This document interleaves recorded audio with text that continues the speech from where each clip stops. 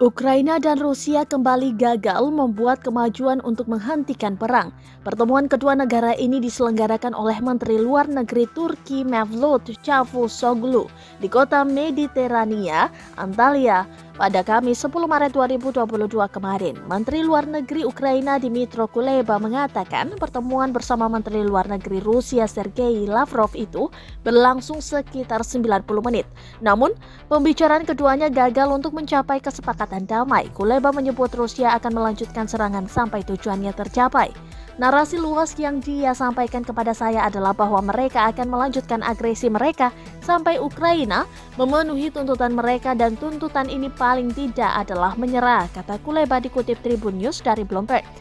Setelah pertemuan itu, Lavrov menyampaikan Rusia terbuka dengan pembicaraan serius antara kedua presiden, namun ia menginginkan pembicaraan tersebut harus menguntungkan. Lavrov juga menegaskan Rusia sedang mengupayakan demilitarisasi untuk Ukraina.